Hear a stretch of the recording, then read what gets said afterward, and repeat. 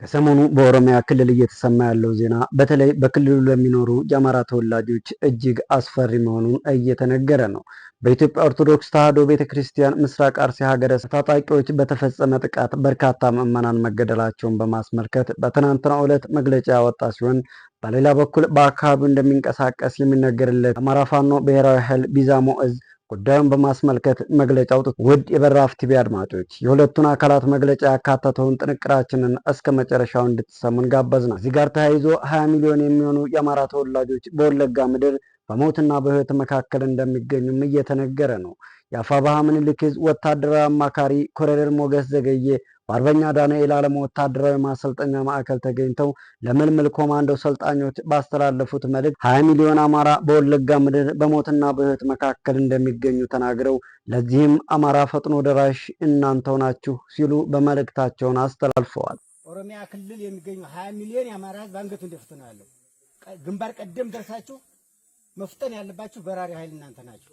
ብዙዎችን ያስቆጣውና ለብዙዎች ስጋት የሆነው የምስራቅ አርሲ ኦርቶዶክሳውያን ግድያን በማስመልከት ጉዳዩ በቀጥታ የሚመለከተው የምስራቅ አርሲ ሀገረ ስብከት ጽሕፈት ቤት በትናንትናው ዕለት መግለጫ ልኳል። ሀገረ ስብከቱ ለኢትዮጵያ ኦርቶዶክስ ተዋሕዶ ቤተክርስቲያን መገናኛ ብዙሃን የላከውን ሙሉ መረጃ ከዚህ ቀጥሎ ቀርቧል። የሀገረ ስብከቱ ዋና ስራ አስኪያጅ ሊቀ ሕሩያን ታምራት ወልዴ በስልክ በሰጡት ማብራሪያ በሀገረ ስብከቱ የተለያዩ መረጃዎች የደረሱ ጥቃቶችን አስመልክቶ የሀገረ ስብከቱ አስተዳደር ጉባኤ ከየወረዳው ቤተ ክህነት ጽሕፈት ቤቶች ሪፖርት ሲሰበስብ ቆይቶ ትናንትናው ዕለት ጥቅምት 19 ቀን ጠዋት ስብሰባ በማካሄድ በጉዳዩ ላይ መፍትሄ ያለው ውሳኔ ማሳለፉን ገልጸው ለመንበረ ፓትርያርክ ጠቅላይ ጽሕፈት ቤት በደብዳቤ ሪፖርት መላካቸውንም ገልጸዋል። ሀገረ ስብከቱ ባደረሰው ሪፖርት መሰረት በምስራቅ አርሲ ሀገረ ስብከት በሚገኙ የተለያዩ ወረዳዎች ባለፉት ዓመታት በኦርቶዶክሳውያን ክርስቲያኖች ላይ ተደጋጋሚ የንብረት ውድመትና ግድያ ሲፈጸም የቆየ ሲሆን ችግሩን በዘላቂነት እንዲፈታ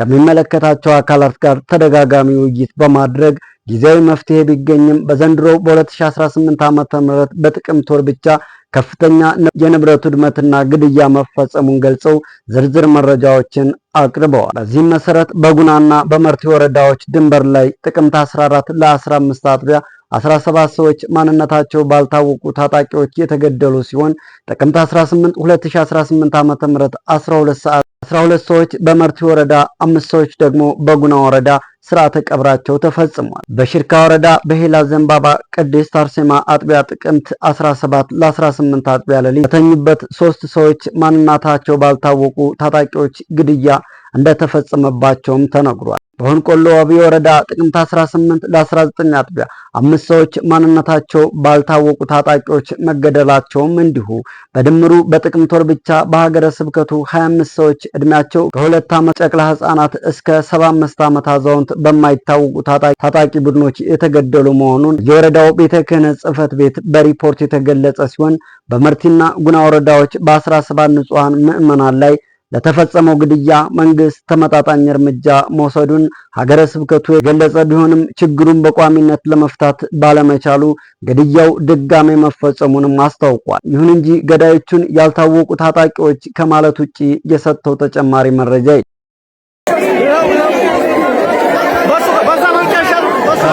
እንቀሳቀስ የሚነገርለት የአማራ ፋኖ ብሔራዊ ኃይል ቢዛሞ እዝ በበኩሉ የአማኞችን ግድያ ተከትሎ በአካባቢ ባሉ የአማራ ተወላጆች ላይ ትልቅ አደጋ እንደተጋረጠባቸው በመጠቆም መግለጫ አውጥቷል። እስካሁን ያልጠፋነው ከፈጣሪ በታች በብርቱ ክንዳችን ነው ጀምሮ ያወጣው መግለጫ ምን ነው። በወቅታዊ ጉዳዮች ላይ ከአማራ ፋኖ ብሔራዊ ኃይል ቢዛሞ እዝ የተሰጠ መግለጫ የህዝብን ሞት ለፖለቲካ ፍጆታ በመዋልና አጀንዳ በመፍጠር ሽንፈቱንና ውድቀቱን ለመሸፈን የሚንፈራገጠው ብልጽግና አማራና የአማራ የሆነን በሙሉ ከምድረ ገጽ ለማጥፋት ሁሉንም አይነት ጦርነቶች ሲያደርግ ቆይቷል፣ እያደረገም ይገኛል። ለእድሜ ማራዘሚያ የሆነው ዘንድ የጦርነት ስልቱን እየቀያየረ አማራን በመጨፍጨፉን ቀጥሎበታል። አሁን ደግሞ ህዝብን ለማጫረስ ከሰሞኑ በምስራቅ ሸዋ እዝ ኖኖ ወረዳ በራሳቸው ኮሬን የገኛ በፈጸሙት ጥቃት የራሳቸውን ህዝብ ጨፍጭፎ ፋኖ ጨፈጨፋችሁ በማለት የአማራን ህዝብ ለማስጨፍጨፍ የኖኖ ወረዳ አስተዳደር ከበላይ አለቆቹ የተሰጠውን በኦሮሚያ ክልል ውስጥ የሚኖሩ የአማራ ህዝቦችን የመጨፍጨፍ ፕሮጀክት ለማስፈጸም የኦሮሞን ማህበረሰብ ተነሱ፣ ትጥቅ መንግስት ያሟላላችኋል፣ እናንተ መነሳት ብቻ ነው የሚጠበቅባችሁ፣ ፈቃድ የሚሰጣችኋል እያለ ቅስቀሳ እያደረገ ይገኛል። የምዕራብ ሸዋ ዞን ኖኖ ወረዳ አስተዳዳሪ አቶ ወንዳፍራሽ ሉሌሳ የኦሮሞን ማህበረሰብ ሰብስቦ እንዲህ ሲል ነበር አማራ ላይ የሞት አዋጅ ያወጀው። አልፎ ሀጅ የአማራ ጽንፈኛ አርሶ ሊበላ እንጂ የመጣው ማን ታገልልን አለው። እኛ ላይ ተቀምጦ ሊታገል አይችልም። እንዲህ አይነት ታሪክም ከኛ ጋር የላቸውም። እኛንን ታግለን በሀገራችን እንዲኖሩ ያደረግናቸው እኛ ኦሮሞዎች ነን እንጂ ሌላ ብሔር አይደለም። ሁሉም ሰው ማወቅ ያለበት እኛ ራሳችንን እንችላለን። ስለሆነ እኛ ውስጥ ታጥቆ የሚንቀሳቀስ የህዝባችንን ጠላት ጽንፈኛ እናጠፋቸዋለን፣ ራሳችንንም እናስከብራለን። ለነሱ ያለንን ጥላቻ በመጥላት ብቻ ሳይሆን ገለን እናሳያቸዋለን። አሁን የያዛችሁት ሽመል በሙሉ በቅርብ ጊዜ በክላሽ ይቀየራል። አንድነትና ቁርጠኝነት እንጂ ያጣ ነው። መንግስታችን ማህበረሰባችንን ማስታጠቅ አይከብደውም። ገንዘብ ያላችሁ በሙሉ መሳሪያ ግዙ። ከበሬ መግዣና ከመነገጃ የሚተርፍ ብር ያለው በሙሉ ክላሽ ይግዛ። እንደ ድሮውም መሳሪያውን ከየት ገዛው ለምን ገዛው ብሎ የሚጠይቀው አካል አይኖርም። ግዙና ከፖሊሶቻችን ጋር ተቀናጁና ጨፍጭፏቸው። እዚህ ቀበሌ ያላችሁ አባቶች መሳሪያ መግዣ የሌላቸውን ወጣቶች አግዟቸው፣ መሳሪያ ይግዙ። እንዲሁም በመስከረም ወር 2018 በምስራቅ ወለጋ ዞን አርጆ ጉደቱ ላይ ከመኪና ጋር በረዳትነት የሚሰራ አንድ የአማራ ተወላጅ አግኝተው የከተማው ሰው በሙሉ በነቂስ ወጥቶ ተመልከቱ ፋኖን ይዘነው ነው በማለት በአሰቃቂና ዘግናኝ ሁኔታ አርደውታል።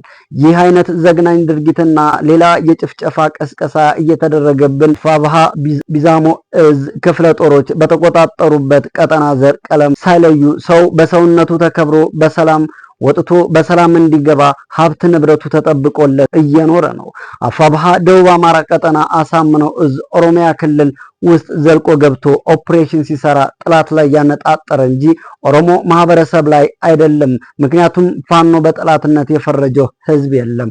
ለህዝብ ደግሞ የኦሮሞ ማህበረሰብ ሕያው ምስክር ነው። ስለዚህ ያለውን ሁኔታ ታሳቢ በማድረግ አፋብሃ ቢዛሞ እዝ የሚከተሉትን መልእክቶች አስተላልፏል። በኦሮሚያ ክልል የምትኖሩ መላው የአማራ ህዝብ ሽመልስ አብዲሳና ግብረ አባሮቹ የሞት አዋጁን ዳግም በከፋ ሁኔታ እያወጁብህ ነውና ራስህን የመከላከል ተፈጥሯዊ መብትህን ተጠቅመህ ራስህን ለመከላከል ዝግጁ ሁን። የኦሮሞ ማህበረሰብ ጨፍጫፊዎቹ አብይ አህመድና ሲመልስ አብዲሳን የሚነዙባችሁን የሐሰት ትርክት ላለፉት 7 ዓመታት ምን እንደደረሰባችሁና ምን እንዳተረፋችሁ ራሳችሁ ሕያው ምስክር ናችሁ። ከአማራው ወገንህ ጋር አጣሉህ፣ የኦነግ ደጋፊ ነህ እያሉ ገደሉህ፣ የነበረህን አሳጡህ፣ አብረሁ ለዘመናት ከኖሩት ብሔር ብሔረሰቦች ጋር ደም አቃቡ፣ በስምህ ነገዱብህ። ስለዚህ ይህንን ከግምት ውስጥ በማስገባት በሐሰት በሚሰጡት አጀንዳ ተሳስተህ አላስፈላጊ ስህተት እንዳትገባ በጥብቅ እናሳስባለን። ብልጽግና መውደቁን ያረጋገጠ የጨፍጫፊዎችና ዘራፊዎች ስብስብ ነው። ነገር ግን ትንሽ የመዝረፊያ ጊዜ ባገኝ እያለ በየጊዜው አጀንዳ መፈብረክ ልማዱ ነውና አሁንም ህዝብን ከህዝብ ለማጫረስ የእልቂት ቅስቀሳ እያደረገ ስለሆነ አጥብቀህ እንድትቃወመው ጥሪ እናቀርባል። በመላው ዓለም ያላችሁ የአማራ ፋኖ ደጋፊዎች አሁን ላይ የአማራ ህዝብ ከምን ጊዜውም በላይ አስከፊ ሁኔታ ላይ ነው ያለው። ምክንያቱም የመጨረሻ የሽንፈት በትሩን ነው እያሳረፈ ያለው። ይህም ማሳያው ሰሞኑን በአማራ ሴቶች ላይ የፈጸመው የጡት መቁረጥ፣ ባህር ዳር ዙሪያ ውሃ በሚቀዱ ህፃናት ላይ ያደረሰው የድሮን ጥቃት፣ መተማ ላይ በገበያ ላይ የፈጸመው የድሮን ጥቃት እንዲሁም በመኖሪያ ቤቶችና በህዝቦች አዝመራ ላይ በዘፈቀደ የሚያደርሰው የከባድ መሳሪያ ድብደባ ለሽንፈት በትሩ ማሳያዎች ናቸው። ስለዚህ በውጭ ያላችሁ ወገኖቻችን የዲፕሎማሲውን ስራ በተጠናከረ ሁኔታ በመስራት የጨፍጫፊውን አገዛዝ ዕድሜ የማሳጠር ኃላፊነታችሁን እንድትወጡ ስንል ጥሪያችንን እናስተላልፋለን በማለት መልእክቱን አስተላልፏል።